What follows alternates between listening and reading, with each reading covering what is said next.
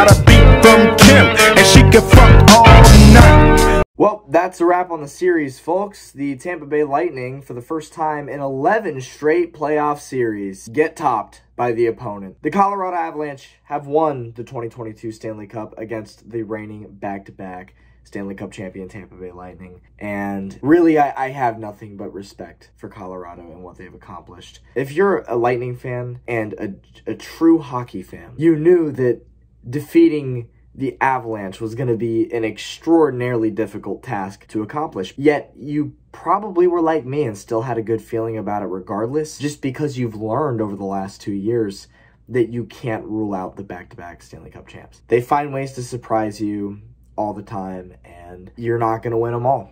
That's as easy as it goes. Sometimes you're going to run into a better team, and the Lightning finally run into a better team, which is something that, again, we haven't seen in 3 years. As far as the game went, I'll briefly cover it and give you my thoughts here for a second. Listen, Steven Stamkos scored the opening goal 3 minutes and 48 seconds into the game. Instant hype, instant confidence boost for Lightning fans is, you know, you're coming back from Colorado, you stole one at Ball Arena, you're coming back to Tampa for a Game 6 feeling kind of confident after pulling one out 2 days ago up in Denver. So seeing Stamkos score this goal, it was like, wow, we are still looking good. However, after that goal, any kind of looking good just vanished completely in front of our very eyes. The Avalanche, after this goal, decided that they weren't going to be denied. They decided that tonight was their night, and that tonight was going to be the night that they hoisted the Stanley Cup. That's as simple as I can put it. Stamkos scored that opening goal. That would be the only goal Tampa scores in this entire game,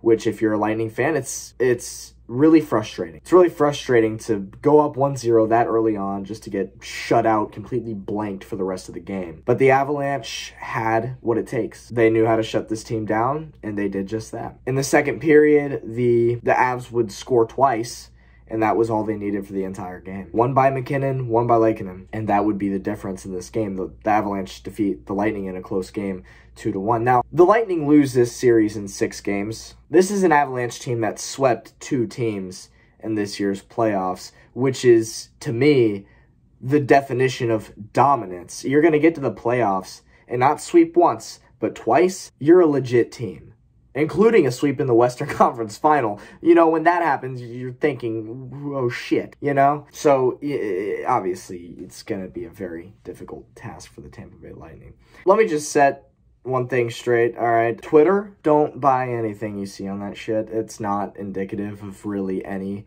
true fan base, because on Twitter, it's very easy to think that Tampa fans are obnoxious people, but it's easy to think that really for any fan base when you're scrolling through Twitter. You're going to see a lot of, oh, the referees won this game, and oh, excuse 1, excuse 2, excuse 3, and it's like, really, if your team's getting this outplayed and you're going to turn to the refs, you're either 13 years old and haven't watched enough sports to understand them completely, or you're just not really a sports fan at all. I don't think the refs were good, but I don't think they were good for any team in particular. I didn't see any lopsidedness with the officiating in any of these series. I thought there were some questionable calls from every side, but that's just the game of hockey. You're going to get bad calls. You're going to get bad calls on both sides. It evens itself out in the end. And so, you know, if you're a true hockey fan, you're not turning to the officiating whatsoever as a result of a Stanley Cup loss. Simply put, the Avs wanted it more.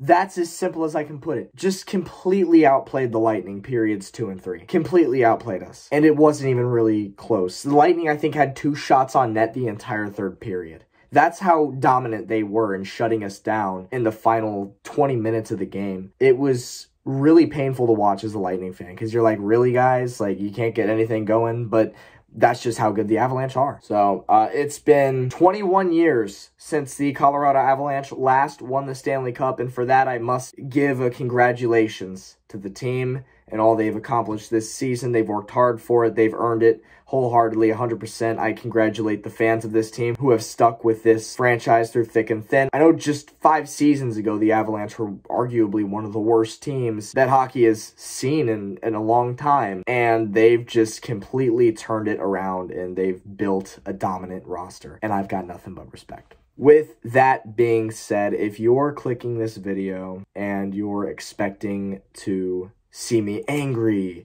see me throwing excuses left and right, and just bawling my eyes out, oh my God, I can't believe my team lost.